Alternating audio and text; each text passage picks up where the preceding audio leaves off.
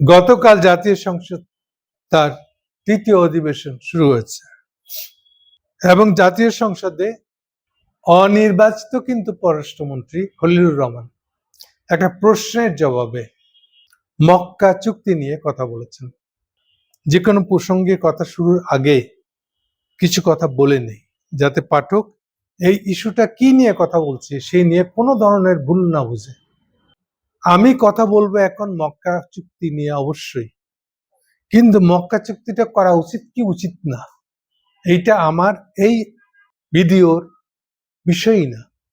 কথা আবার পরিষ্কার করে শোনেন, মক্কা চুক্তিতে যোগদান বাংলাদেশের করা উচিত কি উচিত না এটা আমার এই আলোচনার প্রসঙ্গ না। ফলে দয়া করে এটার জন্য পক্ষে বিপক্ষে আমাকে গালাগালি শুরু করেন না ভিডিওটা দেখার পরে। এটা হচ্ছে প্রথম সাবধান বাণী, আপনাদেরকে সতর্ক বার্তা। এখন আসেন প্রসঙ্গের ভিতরে।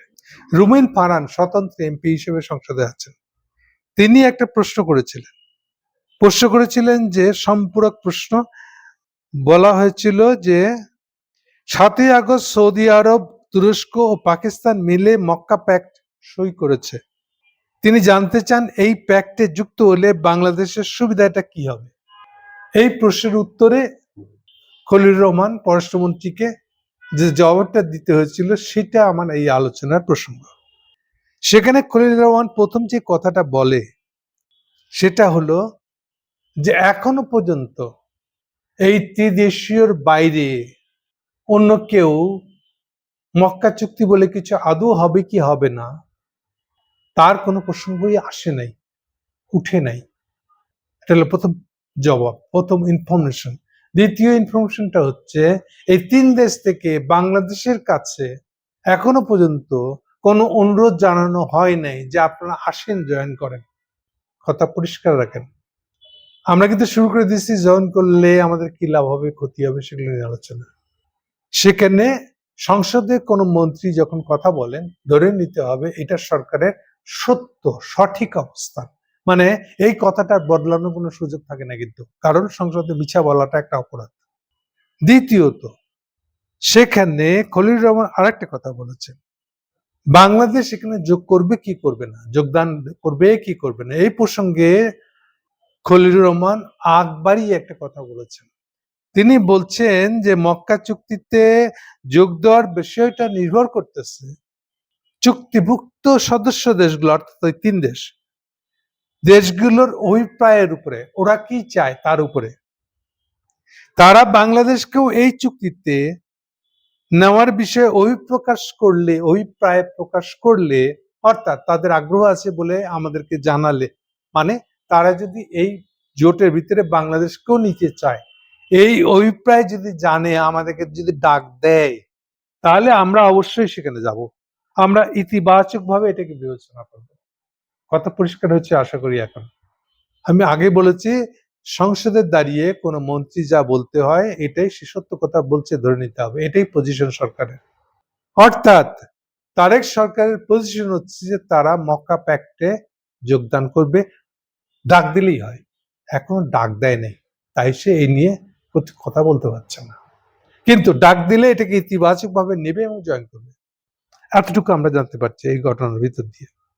এখন যে প্রশ্নগুলো আসতেছে অলরেডি বেশিরভাগই একটা বড় ধরনের, বেশিরভাগ যদি নাও বলি, একটা বড় ধরনের জনসমর্থন যোগ দেওয়ার পক্ষে।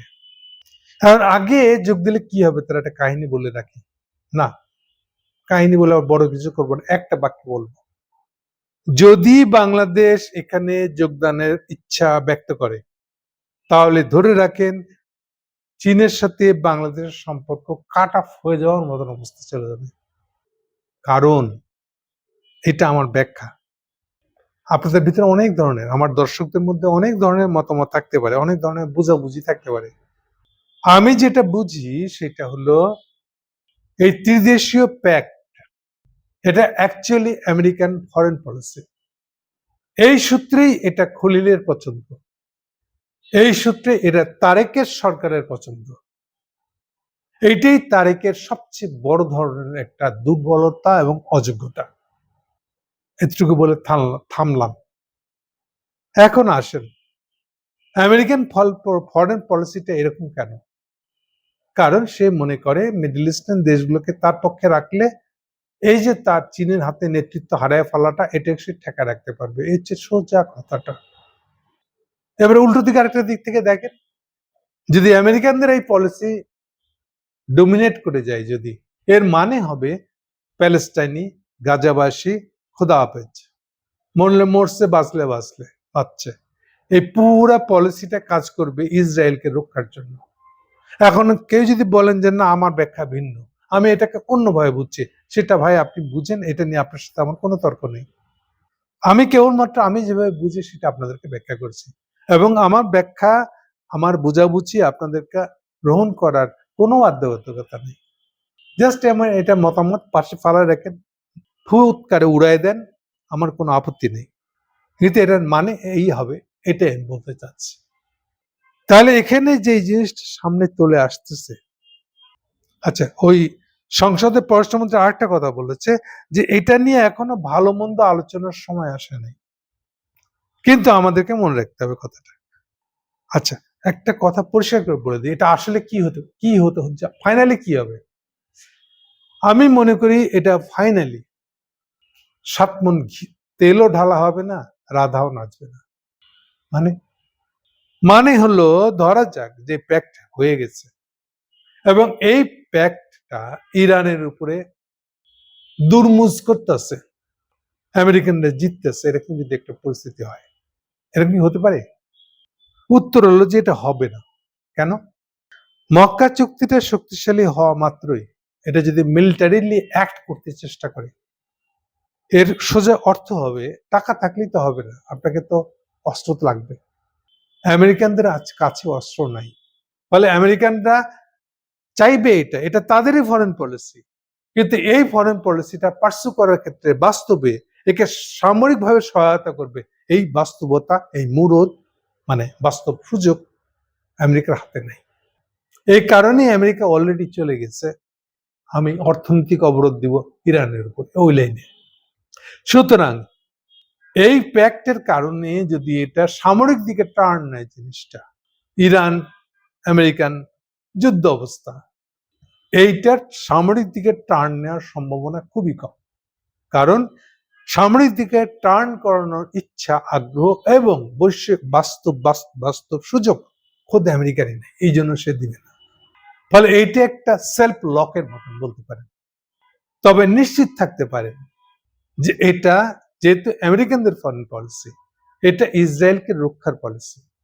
আচ্ছা, এই ফাঁকে এখন আরেকটা কথা বলে রাখি, এটা হলো অনেকটা একটা জিনিস সাদা না, তাহলে নিশ্চয়ই সেটা কালো। আপনি একটা দোকানদারকে জিজ্ঞেস করছেন, ফুলের দোকানদার ফুল নিয়ে বসে আছে, ওর বউ বলছে সাদা ফুল নিয়ে আসছে, তো দোকানদারকে জিজ্ঞেস করছে ভাই এটা কি ফুল, কি রঙের ফুল এটা? তো দোকানদার বলছে এটা লাল রঙের ফুল। বলে না, লাল বললে তো হবে না, আপনাকে বলতে হবে এটা সাদা না কালো। এটা কি সাদা ফুল? ফুলটা কিন্তু অরিজিনালি লাল ফুল, কিন্তু যেহেতু দোকানদারকে প্রশ্নটাই করা হয়েছে এটা কি সাদা ফুল, দোকানদার বলছে না। এইবার সে বাসে চলে গেছে, বউকে বলতেছে ভাই সাদা ফুল ছিল না, কালো ফুল ছিল, ওই জন্য এনে, কিন্তু ফুলটা তো কালো না। যেহেতু সে সাদা না হলে কালো হবে এটা ধরেই নিছে। এখন সাদা আর কালো না হলেও যে মাঝখানে অন্য অসংখ্য রং আছে তা তো সে জানে না, সে মানতে চায় না, তো ফুলটা তো লাল। এখন কেউ যদি প্রশ্ন করে বলেন আপনি যে এই ফুলটা কি সাদা, সে বলবেন না। আপনি এটুকু শুনে যদি বোর কাছে চলে যান ফেরত, তাহলে আপনি সত্য কথাই তো বলতেছেন। আমাদের অবস্থা অনেকটা এরকম। যেহেতু ইন্ডিয়া বলেছে যে মক্কা চুক্তির বিরুদ্ধে আমাদের অবস্থান, ইন্ডিয়ান অবস্থান, তাহলে নিশ্চয়ই আমাদের মক্কা চুক্তি করা উচিত। এই বক্তব্যটা এই সাদা আর কালোর মতন, যেহেতু সাদা না কিনবো না আমি, ফলে নিশ্চয়ই এটা কালো, এরকম একটা অবস্থা তৈরি হয়েছে আসলে। তাহলে ইন্ডিয়ানরা এই বিরোধিতা করছে কিন্তু ইসরায়েল কারণে। ইসরায়েলদের ভিতরেও এটা নিয়ে দুইটা মতামত আছে। ইসরায়েলদের কেউ মনে করে, বিশেষ করে নেতানিয়াহু কেউ মনে করে আমেরিকানদের এটা পলিসি হওয়া সত্ত্বেও সৌদি আরব ফাইনালি আমাদেরকে বাদ দিবে, পাশ কাটে থাকবে, এদিকেও না ওদিকেও না, একটা জায়গায় হয়ে থাকবে। এ তো সুনির্দিষ্ট করে বলে নাই আমরা ইসরায়েলের পক্ষে, ইসরায়েলকে বাঁচানোর পক্ষে আমরা থাকবো, তা তো বলে নাই। খালি এটুক বোঝা যাচ্ছে যেহেতু এটা আমেরিকান পলিসি, সুতরাং ইসরায়েলের স্বার্থ বাইরে এটা হবে না, এটুক ধরে নিতে পারে। কিন্তু সুনির্দিষ্ট করে সৌদি আরবরা বলে নাই। তো যেহেতু বলে নাই, তাই জন্য এই প্রশ্নে ইসরায়েলিদের মানে নেতানিয়াহুর সমর্থকদের দুইটা ব্যাখ্যা আছে। সেই জন্য নেতানিয়াহুর সমর্থক হিসাবে ইন্ডিয়ানরা বলতে চাচ্ছে যে এটা তো নেতানিয়াহুর বিরুদ্ধেও যাইতে পারে, এই জন্য আমরা এটার সাথে না। আর পাকিস্তান আছে, ফলে ইন্ডিয়ানদের এটা নিয়ে চুলকানি থাকবে। এখন ইন্ডিয়ানদের কারণটা সম্পূর্ণ ভিন্ন। যে কারণে সৌদি আরবের ব্যাকটা হচ্ছে, তার সাথে ইন্ডিয়ার হ্যাঁ না বলার কোনো সম্পর্ক নাই। ইন্ডিয়ার হ্যাঁ না বলার কারণটা তার নিজস্ব। ফলে আমরা যদি এখন ইন্ডিয়া যেহেতু না বলেছে তাহলে ওইটাই আমার করা উচিত, এই চিন্তাটার কোনো মানে হয় না, অর্থহীন একটা চিন্তা। ওকে, তাহলে এতক্ষণ আমি নিশ্চয়ই এটা পরিষ্কার করতে পারছি যে আমার আমি যেটা দেখতে পাচ্ছি যে এটা সামরিক দিক পর্যন্ত যাওয়ার সম্ভাবনা খুবই কম, আর না হওয়ার সম্ভাবনা খুব বেশি। কিন্তু হোক আর না হোক, আমরা যদি সিদ্ধান্ত নেই, আমরা ধরা যাক ডাক দিয়েছে সৌদি আরব, ডাক দিয়েছে, আমাদের যাইতেই হবে, এই মনে করে যদি তারেক সরকার দৌড় দেয়, তাহলে এখনো যতটুকু ভাব আছে চীনের সাথে, এইটা স্ট্রেট একদম চপ করে কেটে দেওয়া হবে। চীনের সাথে সব সম্পর্ক নষ্ট হয়ে যাবে, এবং ইরানের সাথে। এটা কি আমরা মনে রাখবো? আমি জানি না মনে রাখবেন কিনা, এটা আপনার ইচ্ছা, কিন্তু এটা এরকম হবে বলে আমি মনে করি। যদিও আমি বিশ্বাস করি যে এটা ফাইনালি যুদ্ধজট পর্যন্ত যাবে না। কেউ কেউ বলতেছে এটা ন্যাটো, কারণ ওই যে ফিফথ আছে এখানে। না, আপনারা যেদিন 7ই আগস্ট হয়েছে 8 তারিখের দিকে রয়টার্স এর খবর বা যে কোনো বিদেশি পত্রিকা এটা নিয়ে যে খবর বেরিয়েছে, মিডল ইস্ট আইয়ে যে খবর বেরিয়েছে, ওখানে তুরস্কের পররাষ্ট্রমন্ত্রীর বক্তব্যটা ভালো করে পড়বেন। ও বারে বারে পরিষ্কার করে বলছে এই জোটটা কারো বিরুদ্ধে না, এটা প্রথম ছেড়ে না করে দিচ্ছে। আমরা কারো বিরুদ্ধে যুদ্ধ করার জন্য এই জোট তৈরি করে নাই। ন্যাটো বলতেছে বাইরের যারা আগ্রহী তারা, এটা না পাকিস্তান বলতেছে এটা ন্যাটো, না তুরস্ক বলছে এটা ন্যাটো। এটা আমি ফ্যাক্টস হিসেবে বললাম। এতে আপনাদের সিদ্ধান্ত যা ইচ্ছা আপনারা নেবেন, এটা নিয়ে আমার কিছুই বলার নেই। Thank you.